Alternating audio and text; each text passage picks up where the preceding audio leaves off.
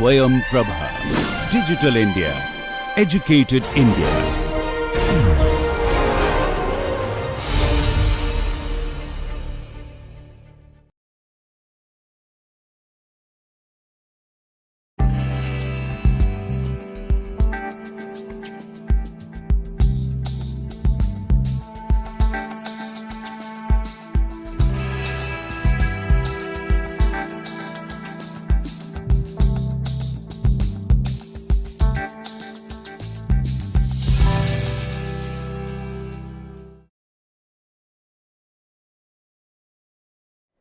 Good morning everybody. Now I will start the next component or maybe last component of the module 1.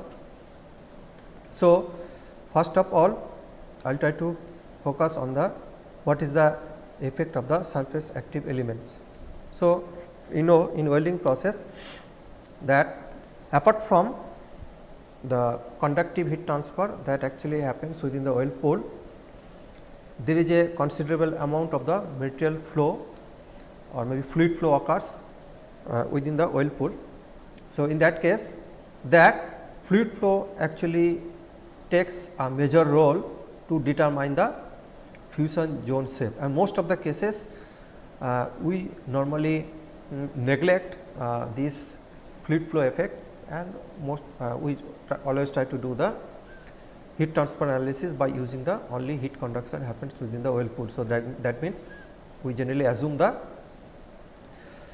stationary molten weld pool, but very intuitively if you look into in depth the analysis of the weld pool, the molten metal that actually flow one specified direction, and that flow actually driven by the different driving forces, mainly the surface tension force is the mainly responsible for the liquid metal flow within the weld pool, and of course indirectly that flow also other way affect the shape and size of the weld pool. But there is a one question is that composition of this molten pool sometimes play an important role, the nature of the material flow within this small weld pool. So, one of the such interesting elements of analysis in the material flow, that is called surface active elements. So, in simplified way surface active elements actually influence the surface tension force. The surface tension force means between the liquid molten pool and shielding gas, the surface tension force act. So, now we will try to look into the what is the nature and the direction of the surface tension force, and how this surface tension force actually influenced by the surface active elements. And of course, this indirectly the surface active elements influence the changes the magnitude of the surface tension force, and that surface tension force actually influence the nature of the material flow.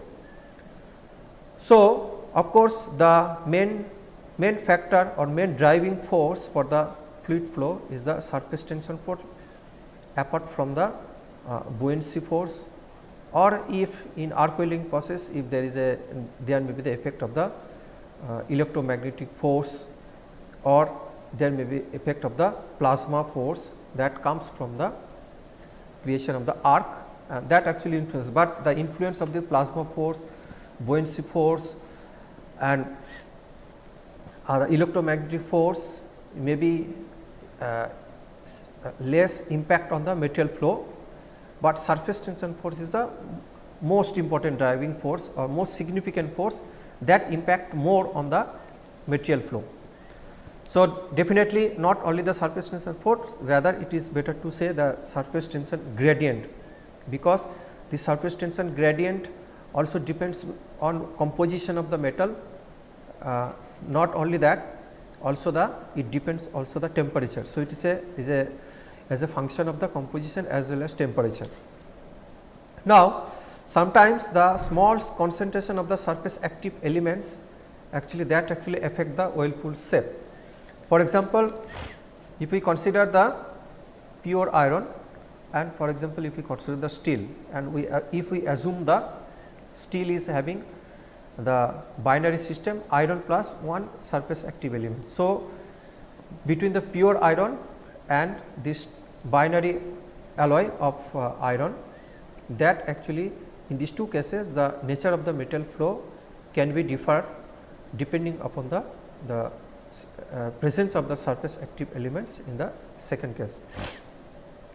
So, small concentration of these surface active elements actually affects the shape of the whirlpool in the way by simply changing the or altering the surface tension gradient. This is one way, or then surface tension, when there is a change of the surface tension gradient and there may be the changes in the direction of the fluid flow in the whirlpool. So, when there is a change of the direction of the fluid flow in the whirlpool, that actually influence the shape of the whirlpool. But in the composition there may be some impurities which are not actually surface active elements, that may affect the whirlpool shape in the way that impurities actually can react with the surface active element and they can form some other compound, and that compound can prevent the action of the surface active impurities by simply changing their concentration gradient or simply changing their concentration of the surface active element. So, that way it may be a complex phenomena, but if we try to analyze the effect of the surface active elements, we consider that it is a binary alloy system. So, based on that it is easy to explain the effect of the surface active elements. Definitely surface tension is always a function of temperature. So, that temperature dependent. So, that surface tension force we need to two point of view, one is the concentration dependent assuming as well as the temperature dependent. So, based on these 2 points of view we can try to analyze the effect of the surface tension force. So, that magnitude and the direction of the surface tension gradient that actually influence the material flow within the whirlpool. So, in single term that is called the material flow within the whirlpool is that is called the Marangoni convection. So, normally what happens, the Marangoni convection mode in this case, if you see the first case, the first figure, that surface tension actually decreases with increase in temperature. So, that means surface tension for decreasing with increase in temperature in case of welding process exactly at the center point temperature becomes the maximum, and away from this center point the temperature actually decreases. So, that means there exists some temperature gradient from center to the outward periphery of the whirlpool, and accordingly the surface tension also varies from that nature of the surface direction of the surface tension force depends on this variation of the temperature. So, that can be represented that temperature and the surface tension in this figure, that the gradient actually is a negative gradient. So, in this case the presence of this negative gradient actually creates the normal whirlpool, normally having the width is more and depth is less in this case. Now, what happens? So, without any presence of surface active elements, this is the normal behavior of the material flow within the whirlpool, that can be represented the negative slope of the surface tension, with respect to temperature, and then it creates the normal whirlpool.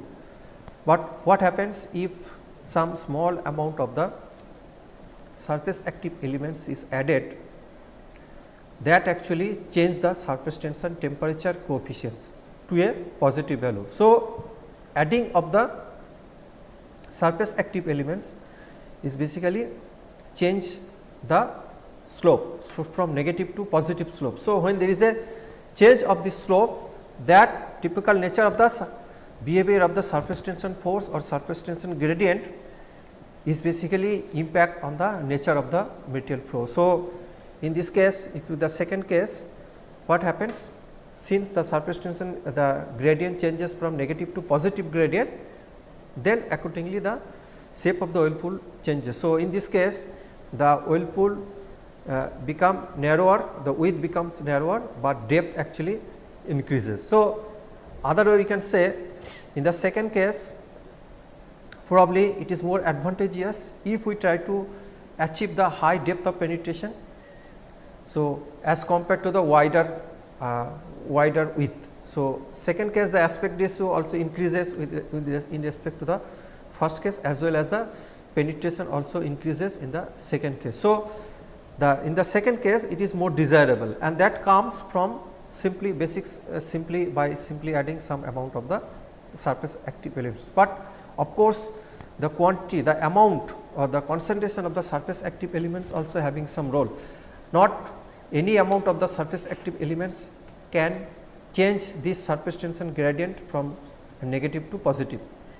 So, what we understand from here, that basically the presence of the surface active elements, that actually overall it is affect the direction of the material flow, and that actually influence the change of the oil pool size and shape. So, these two types of mode that is called the Marangoni convection mode probably we observe in the oil pool. Definitely the surface tension of most of the liquid metals is substantially basically altered or changes by presence of the small amount of the surface active elements like oxygen and sulfur. Normally practically observed in steel presence of oxygen and sulfur is certain quantity that actually acts as a surface active elements, and they alter the surface tension force and the mode of the material flow, and finally the affect the size of the oil pool.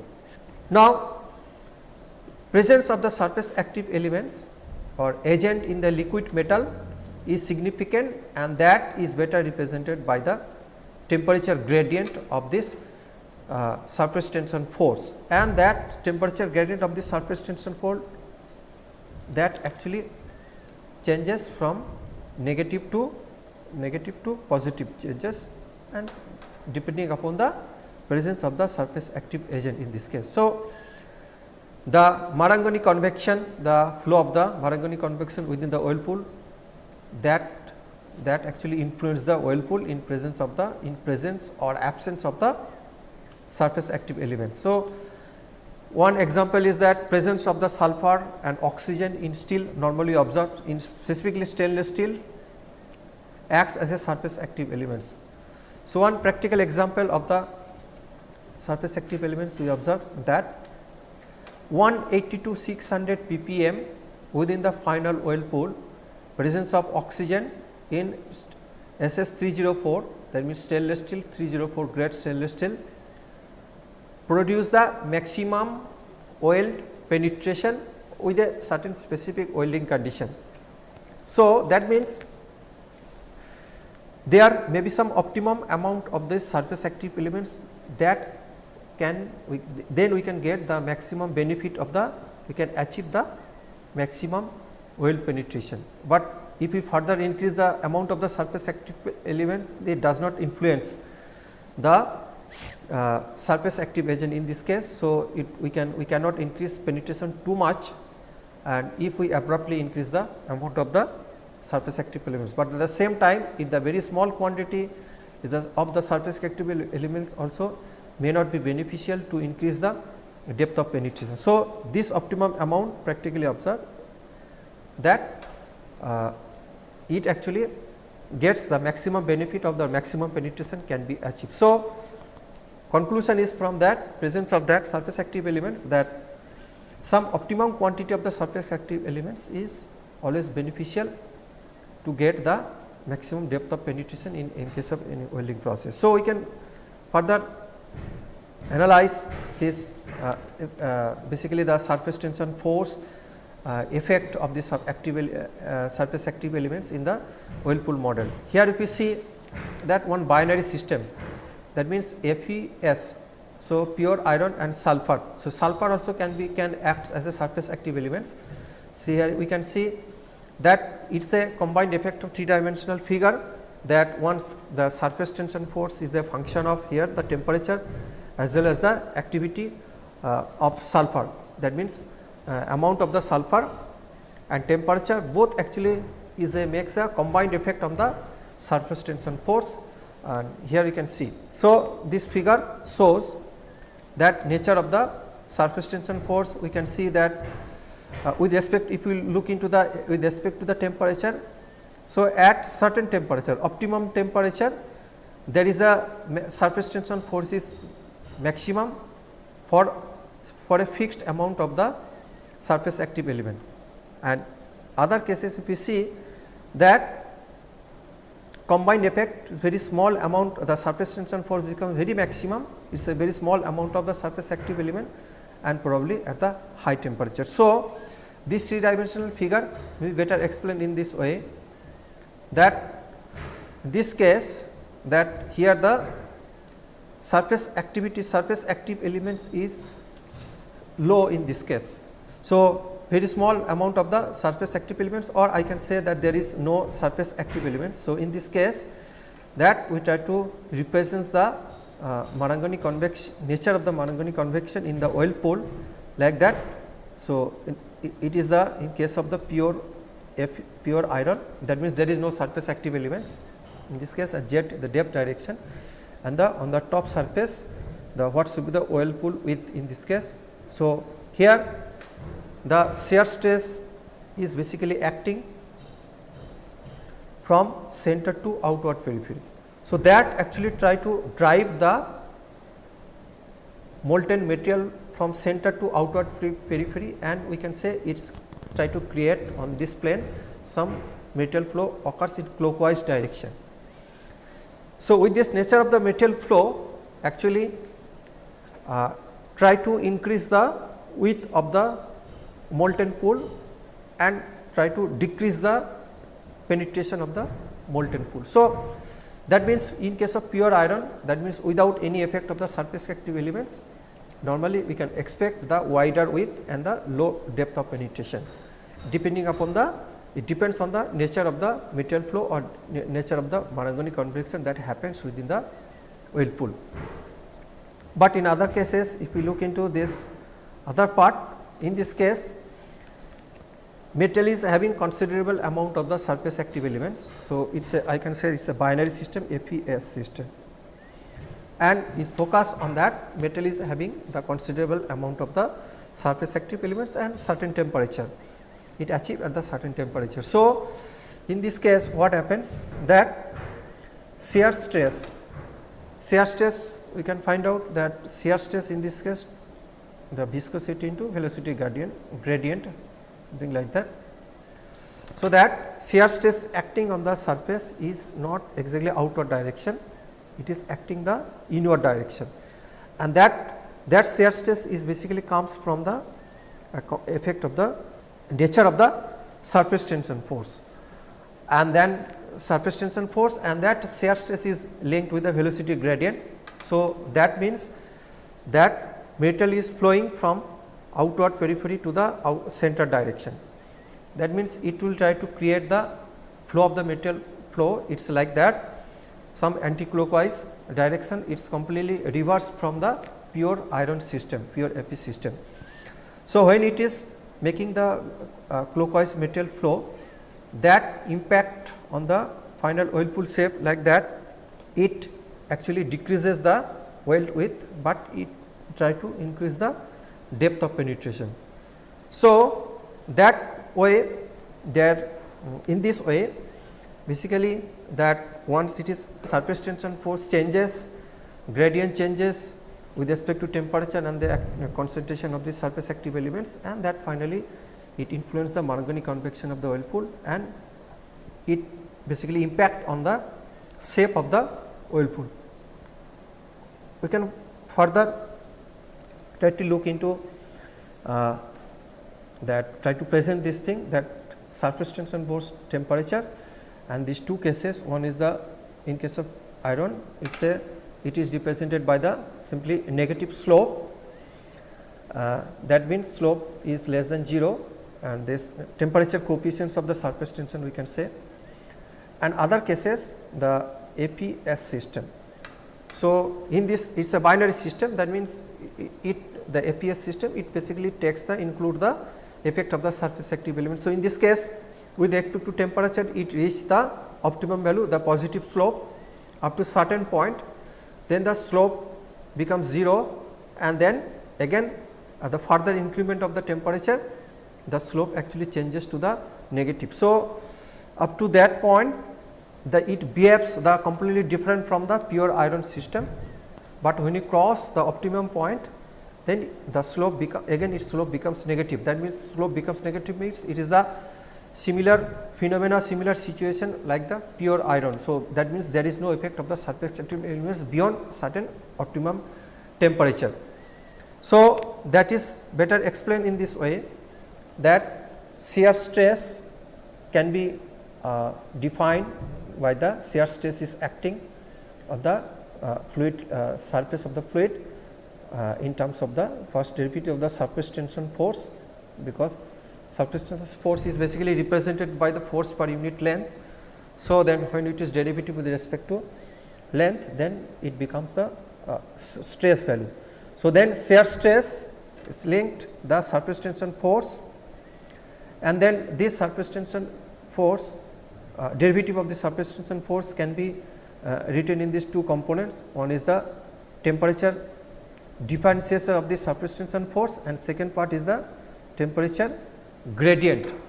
So, with this decomposition of these two components, it helps to explain the effect of the surface tension force. So, that temperature gradient of the surface tension force, it can be negative or positive depending upon the nature of the presence of the surface active elements or presence of the surface active elements. It can be, for example, in case of pure system it becomes negative. If it is having the surface active elements, that slope becomes positive. And the second component is the temperature gradient. It is always negative, because at the center point of the oil pool the temperature is the maximum, and the outward periphery and the boundary the temperature becomes less. So, that means temperature gradient is always negative in this case. But the nature of the stress, so combining these two, we can say that the shear stress acting on the layer of the fluid liquid metal, they can be positive or negative. That means, their direction can change depending upon this value of the temperature coefficient of the surface tension, whether it is positive or negative depending upon this value. The sign of the, or maybe magnitude, and the, we can say the magnitude and the direction of the shear stress, it may change from positive to negative. So, here the shear stress in this direction when there is a temperature coefficient of the surface tension is negative, and it is in the opposite direction when the coefficient of surface tension is the positive. That means, it is corresponds to the APS system, that means presence of the any surface active element. So, in that way change of the sign of this shear stress is basically acting on the top surface of the liquid molten metal when it is interacting with the, of course, with the shielding gas. Then there may be they can change the direction of the material flow, and accordingly the size and the shape of the metal oil pool can also be changed. So, with this phenomena or this basic physical or basic observation from the effect of the surface active elements, there are some allied process, welding process are also developed by considering the effect of the surface active elements. So, that means, if it is possible to add some amount of the surface active elements within the oil pool during the oiling process, that can consider the positive effect of the surface active elements. That means, it can affect on the oil pool shape. So, but what are the different way to consider practically the surface active elements becomes the final part of the oil pool. So, there are three different ways. First is that minor elements, that means either oxygen or sulfur. In general, we consider these two components, the minor elements can be added by adjusting. First is the chemical composition of the base metal. This is the one way, chemical composition of the base metal. and that means the surface active elements already becomes the part of the base metal, and when you try to weld that base metal, then there may be the effect of the surface active elements.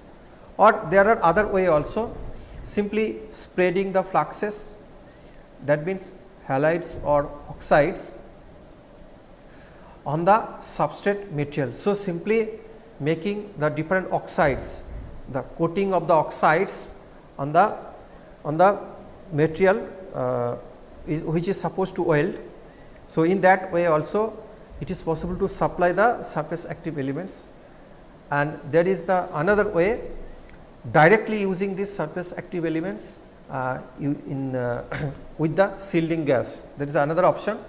For example, sometimes the carbon dioxide gas CO2 can be used with the argon shielding gas, and that here the oxygen can impact or act as a surface active elements to alter the shape and size of the weld pool. But overall, addition of the small amount of the minor elements to the base material significantly changes the weld penetration. So, based on this three different way we can add the surface active elements. There is one development of the process that is called industrially activated TIG welding process has been developed. Activated TIG welding process means activated tungsten inert gas welding process. So, in this the activated TIG welding process can be defined in the following way, that ATIG is the simply variant of the TIG welding process, or we can say the gas tungsten arc welding process. So, what happens in this process, that sometimes we use the application of the thin coating 10 to 15 micrometer thin coating of the activated flux is added on the specifically on the joint area before welding. So, once it can be done before welding, and then we can do the normal TIG welding process, tungsten inert gas welding process, or it is called also GTAW, gas tungsten arc welding process. So, once we do the normal welding process, then this surface active elements actually affect on the, and it finally changes the weld pool shape and size, impact on the final weld joint properties basically. So, in this way we can, the ATIG process is basically, this is the way we can overcome the conventional TIG welding process by simply developing this process. So, of course, the ATIG is the activated TIG welding process, simply buying the coating amounts, but some researchers also develop that directly adding the surface active elements, for example, carbon dioxide with the argon shielding gas, and that can also be used as a modified TIG welding process to include the effect of the surface active elements. But activated TIG, different activated TIG welding process is here normally we use the coating of the coating of the activated flux. So, that is the difference here. So, what are the typical advantages of this process? That the basic advantage of this process is that it enables the single pass welding of the higher thickness plates.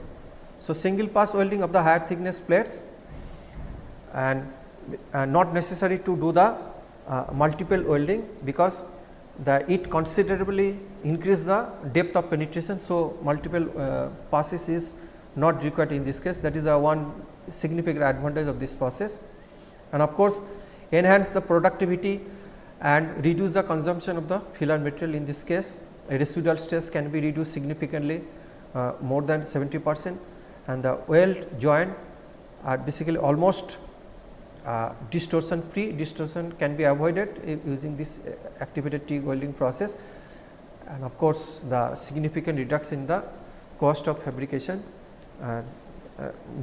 more than 50% in general, because as compared to the say normally TIG welding process is low cost process as compared to the laser welding processes. So, of course, the laser welding we can achieve the high depth of penetration because of the high concentrated heat, but even TIG welding also we can achieve the high depth of penetration, only we need to modify this by including the effect of the surface active elements. But practically when we try to use the incorporate the effect of the surface active elements, we need to do a prior investigation is required to find out the optimum quantity of the surface active elements of a specific welding system. That is important to know, because at any quantity or is may not possible to achieve the effect of the surface active elements positively.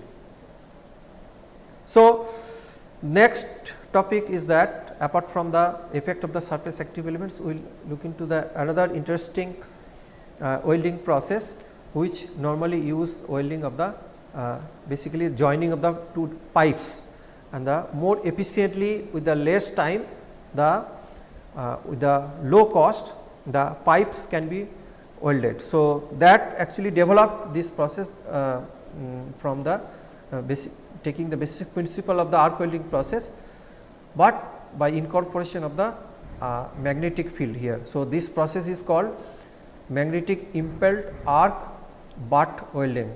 So, what is the principle about this process? So, in a forge welding process, so it is basically is a forge welding process that actually rely on the electric arc to generate the necessary heating, but sometimes small melting can also happen, and so that surface being the welded. So, what happens that it is a kind of first we heat the surface, uniformly heat the surface, and then after heating the surface we come into contact by the forging process, and then it becomes the it becomes welded after the forging process. So, in this case the arc actually it is because the cylindrical component is mostly used. If you see the figure, that two cylindrical component can be joined here. So, arc is created at one point here between these two circular component, the arc is created at one point. Then next point is that it is to create the uniform arc throughout the whole circular section. So, first after creation of the arc, then it spreads over through circular section. So, then when it is melt not heated and not too much of melting, little bit melting of this two surfaces happens, then we simply do the press fitting of these two components, and then it becomes welded. So, that is most easiest process in for joining of the circular component. But what is the role of the magnetic field here? So, the basically magnetic field is created here to rotate the arc, and after starting of the arc, to rotate the arc, the magnetic field is controlled in such a way that it spreads the rotate the arc, so that it can create the arc between these two components throughout the whole circular section. But this magnetic field are basically generated with the permanent or the magnet or from the electromagnets. But advantage of this process, it creates very uniform heating at the joint. So, the heating part are rapidly brought under the pressure. So, quickly brought under the pressure, and the forging action produces the final weld joint. So, what are the stages of the magnetic impulse arc butt welding process? So, 4 basic steps. First is the arc initiation of the arc, then stabilization of the arc rotation, so that and then finally upsetting. That means mechanical forging is required in this case also. So, these are the 4 basic steps. First is the arc is initiated when the two joints are very close, joints are slightly spaced with the applied voltage. One point the applied voltage arc is created, and second part is the arc rotation starts due to the interaction of the magnetic field and the electric field. So, due to the presence of the magnetic field, the electric field, that start the arc rotation.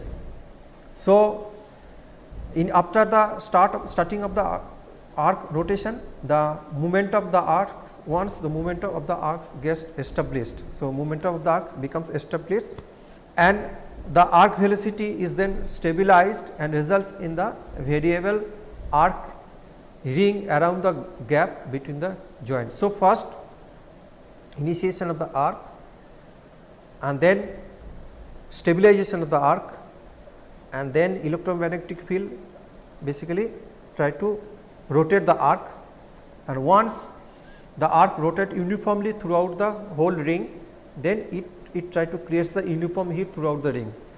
So, a thin layer of the molten metal actually appears at the tube end. So, once it is done, then rapidly the upsetting force is applied, so that the metals can be fused metals can be joined. So, if you look into the typical advantages and limitation of this process, is that advantage is that very less loss of the metal is also very less in this case, and uniform welding. So, that is the basic features when you try to join the welding of a pipe, and probably this process is very much advantageous in as compared to the other conventional welding process, because the rotation of the arc throughout the whole structure, it actually try to create the uniform heat throughout the whole circular path of the pipe. So, that is the another advantage. So, that is called the uniform welding. Power consumption may not be very high, no edge preparation is required, because using the creating the arc, we basically melt the surface and then only we do the upsetting force. So, less material flash also required, and no filler metal is not required in this case, and of course, the other point of view that it is also reduce the machine maintenance. But one limitation of this process is that if thickness is very high, probably if it is more than 6 millimeter, then it is difficult to weld using this process, because at very high thickness it is difficult to maintain the uniform heating throughout the whole circular path of the pipe. So, that this process is limited up to the 6 millimeter so far. So, we find out the applications of this welding process in this typical that butt welding of the thin wall tubes is even thick wall tube also can be done, but thick wall tubes having some certain limitation, like I just explained, it is around 6 millimeter thickness tube can be joined. Butt welding of the solid components can also be joined and for a larger area, and then tube to plate welding and tube to flange welding can also be done using this process, but this process is mainly applicable for the any circular or hollow kind of or basically tube kind of components or materials. But what are the, apart from this circular or very circular symmetric components, what are the other optional features of this process is that it can weld tube to tube or tube to flange and can weld basically irregular or non-circular components as easy as circular. So, sometimes even it is circular components can also be joined by this process. Also, one of the main optional feature of these things, one of the first state methods of welding of the tube or basically the welding of the pipes is using this process. So, oil industry basically the welding of the pipes quickly they can use this process. Now, apart from all this process, so this module we have tried to get some overall view of the different fusion welding processes, their basic principle, their application area, limitation. What there is a welding overall subject, if it is a vast area. Now, we will try to focus on that. Of course, there are certain advantages, so much of development, some limitation also having, but here I try to summarize the few issues and challenges generally observed in the welding process. First significant point is that most of the fabrication industry, that means around the arc welding process basically used more than 70% of the demand from the fabrication industry. So, that means most usually in the fabrication industry, most usually welding process are the different variant of the arc welding process. This is the information. So, that several development of the arc welding process depending upon the need, area, applicability has been developed. Of course, if we look into other aspect, for example, that thermite welding. So, need of this welding process actually to apply in the remote area. So, there is no need of the electrical connection in this case. So, that is why this process has been developed from the application point of view, the basically joining of the railway track there we can use remotely this process. So, in that case thermite welding process is more preferable, more usable. So, in that sense, of course, there are very precision or there are welding processes, but till arc welding process is mostly usable process in case of the fabrication industry, depending upon the availability or requirement of the welding process. Of course, cost is also another important factor. In contrast to that arc welding process, the other laser beam welding process, high beam energy welding process. For example, high beam energy process means laser welding process and electron beam welding process, that using this process also we can produce the very precise joint with the minimum defect, or where there is a difficulty of welding in the arc, difficulty of joining materials using the arc welding process. In that case, probably the high beam energy is the more preferable welding process. So, where precision is the more significant and cost is not the important, in that aspect probably the laser beam or electron beam welding process is more preferable. For example, aerospace industry, most of the cases the welded components are from the electron beam welding process, and that because electron beam welding process definitely it is a very costly process. So, that is a need, and each and every type of welding process having their own merit and sometimes having the demerit, their applicability area, and it demands on the according to the cost and their importance in terms of the accuracy of the weld joint finally. But of course, the one of the significant aspect in the welding of the high beam intensity beam is that excessively high concentration of the heat, but at the same times the rate of cooling is normally is very high in case of the high intensity beam welding process. So, rate of the high solidification and the cooling is normally we observe in case of high beam energy process. So, that rate of cooling or solidification process that actually impact on the final weld microstructure. So, apart from that, there is another challenges in the welding process of the aluminum welding process. If you see the most of the cases in welding of the aluminum using the conventional welding process is not easy like other type of welding of the steels and ferrous materials.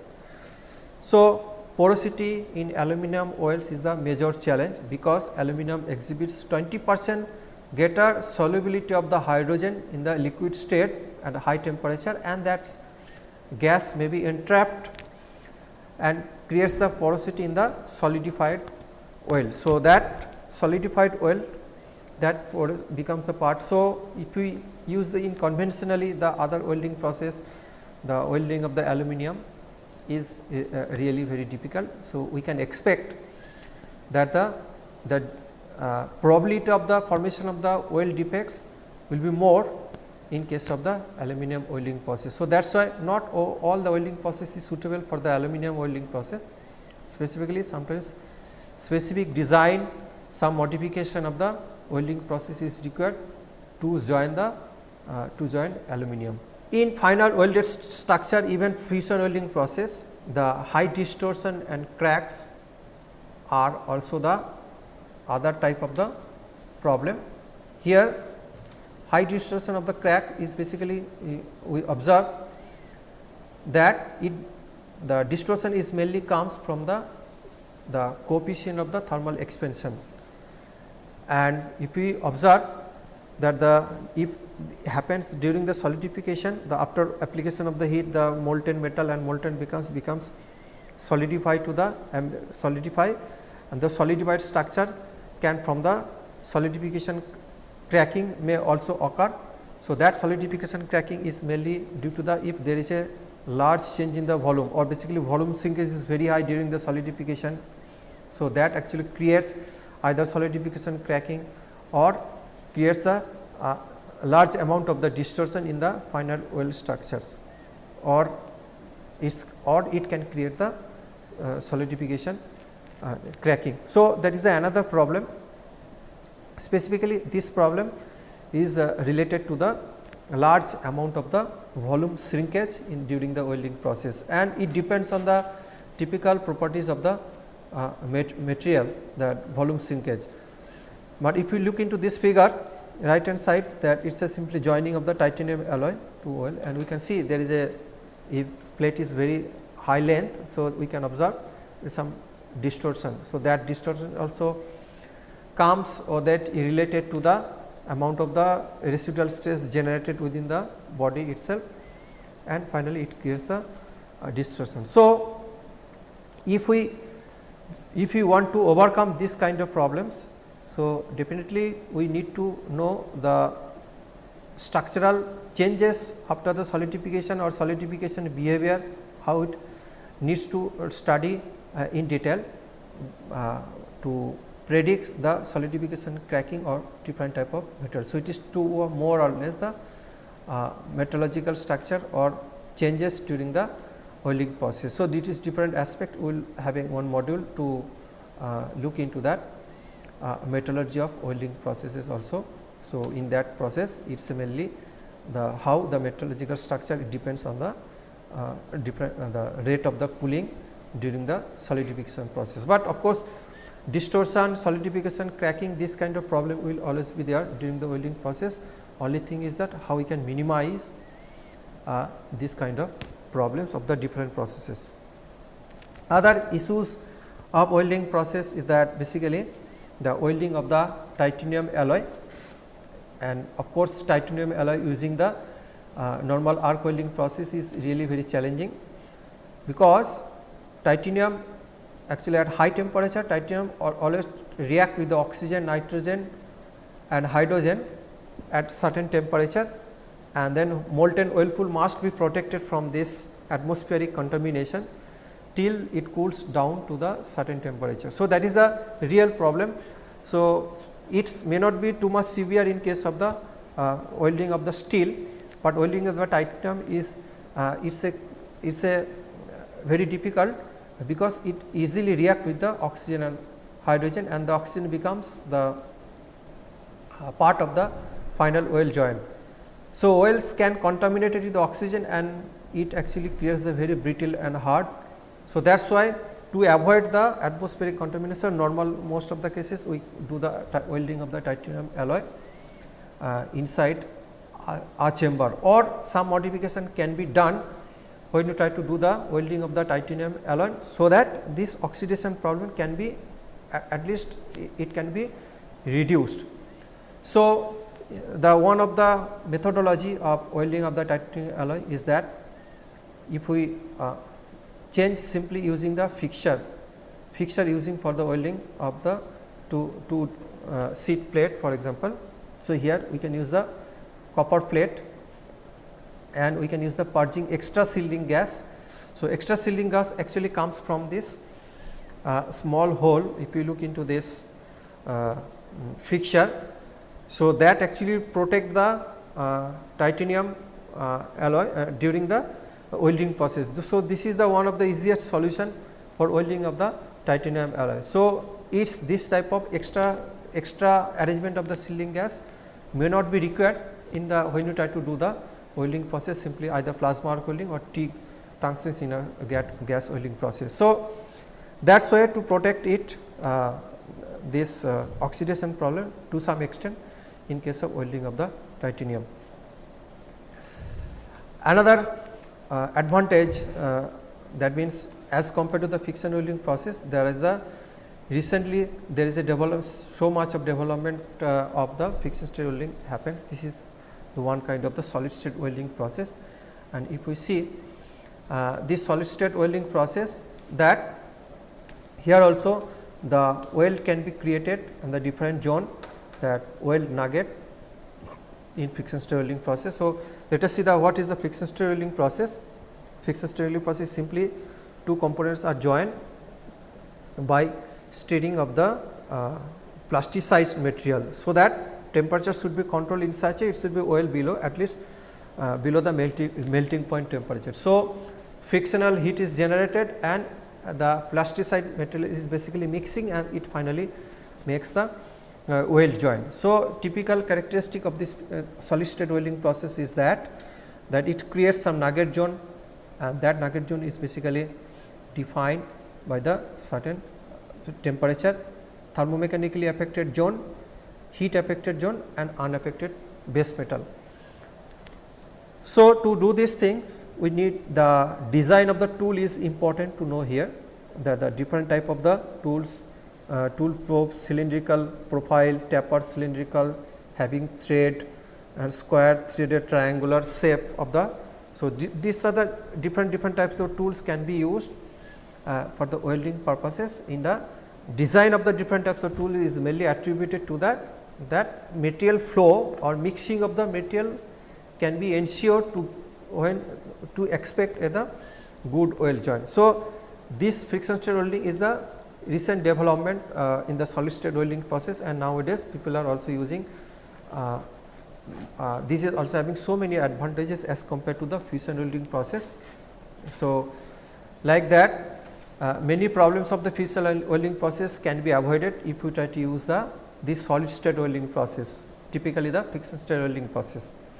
Since there is no melting of the workpiece, so the problems like the porosity, solidification, cracking and thermal distortion basically or almost physically non-existence.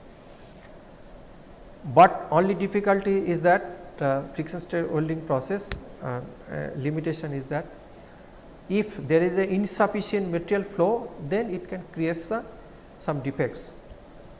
But in general, the harder the workpiece, if the strength limit is also there, if the workpiece is very hard material, then the more stronger of the tool material is also required.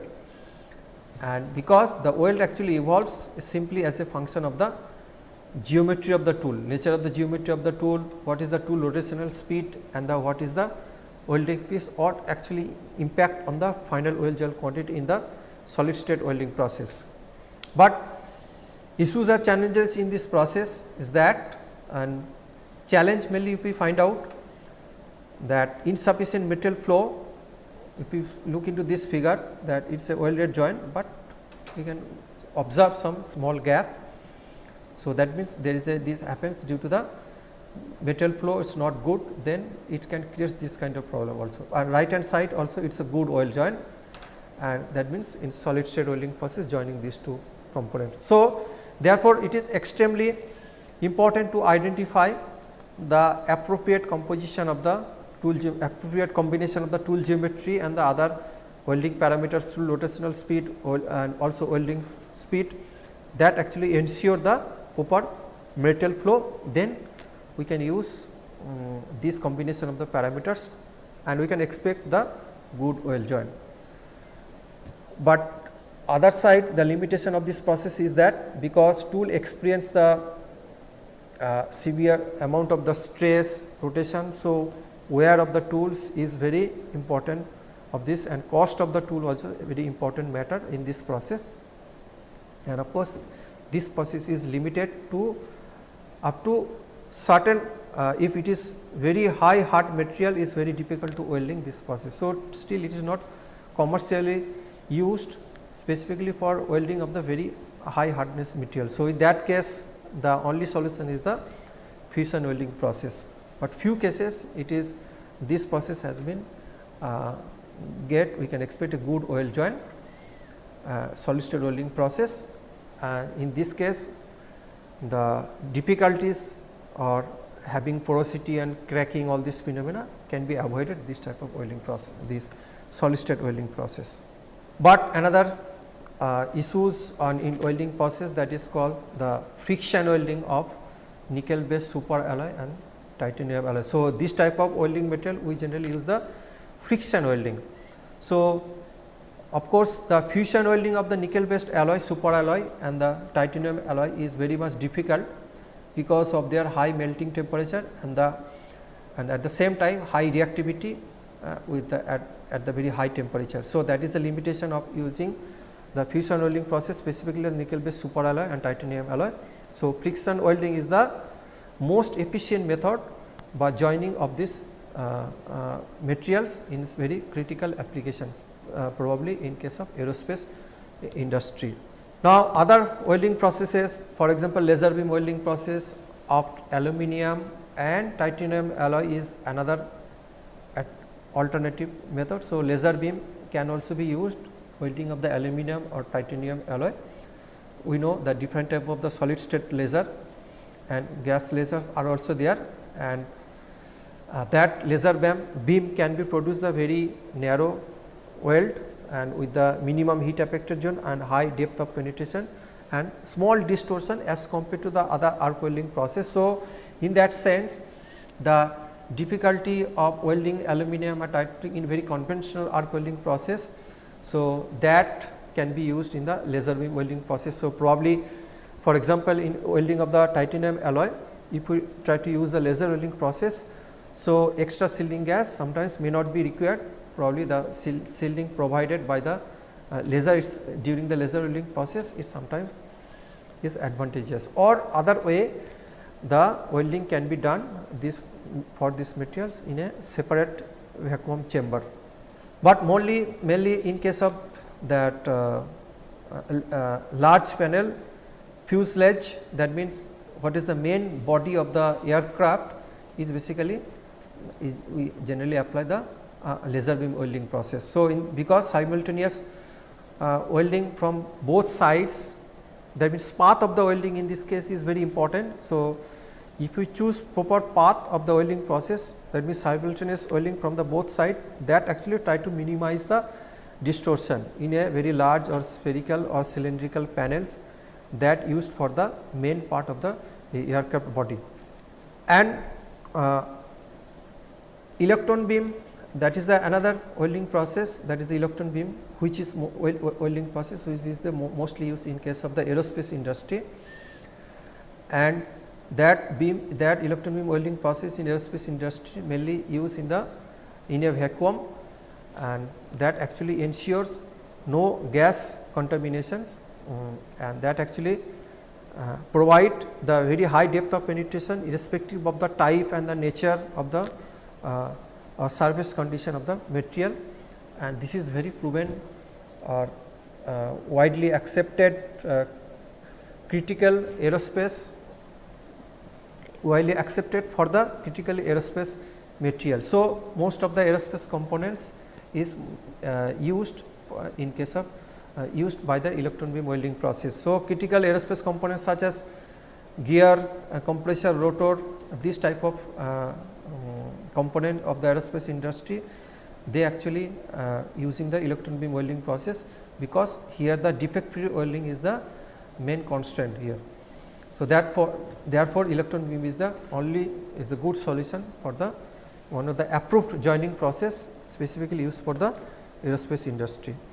But one main challenge of this electron beam welding process is that there is in electron beam welding process, when you try to join the two dissimilar material, and because electron beam is the flow of the electron with a defined path, and there is maybe the thermoelectric magnetic field effect, and that actually better explained by the Seebeck effect.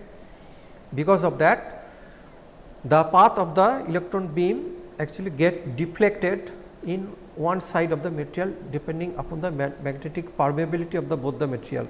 For example, combination of the copper and steel, most of the cases the electron beam is basically deflected towards the steel material. So, it is very difficult to focus using this different combination of the material and exactly at the joint interface. So, that is the one of the difficulty of the or challenges exist in case of the electron beam welding process. Issues now, recent development also happens in the fusion welding process, that actually occurs in case of the so much of development happens the micro scale welding process, So, micro scale welding process is nothing but the reduction in scale of application and from the conventional welding processes. For example, the development happened so far in micro welding processes is that resistance welding process is basically scaling down in case of micro scale application. Arc welding, for example, TIG, MIG and plasma, these are the not exactly MIG, basically TIG and plasma is mostly developed the application in the micro welding cases, and the laser and finally the electron beam welding process, that all scaling down to the micro scale application. So, definitely nowadays the specifically the different very small components in a very smaller scale, when you try to join, then it is we generally use the different micro welding processes, and that micro welding process, say this typically micro welding process resistance, TIG and plasma micro welding processes, laser electron beam welding processes has been developed, but electron beam welding processes normally we use the electron beam welding process to apply the high density of the high heat generation, and the it is a very focused of small area and high depth of penetration. In that purpose normally we use the electron beam welding process, but in micro scale application the principle simply by modifying the scanning electron microscope optics, then the electron beam welding has been developed in the micro scale application. So, in that case maximum 6 watt power can be generated in the micro scale application, but most widely applicable or most preferable welding process in micro scale application is the laser, because laser can be very precisely controlled and powers can be scaled using the different type of the pulse. So, that is why laser welding is more advantageous in the micro scale application process, but main challenge of this micro scale welding process is that geometric precision, cost of the equipment is the main challenge, because sometimes we need to do the fixture, design of the fixture and handling of the small component, basically robotic arm can be used, and of course, if micro scale application sometimes we need the development of the whole welding setup under the microscope. So, in that sense the cost of this equipment or cost of the process becomes very high, and that is the main challenge of the micro scale welding process. So, with this several issues and challenges existing in the welding process, I conclude that first module of this basic fundamentals of the welding and joining process. Here I have tried to give some the basic mechanism, basic principle of the different type of welding process, different direction, advancement of the different types of welding processes also happen, and that what are the current issues and what are the current development in this welding process also happen, and that try to explain this module not in brief, but in the try to give some in the introductory level, but in the subsequent modules we will try to discuss in details about the different types of the welding process or different directions or the different development happens in the welding process. So, thank you very much for your kind attention.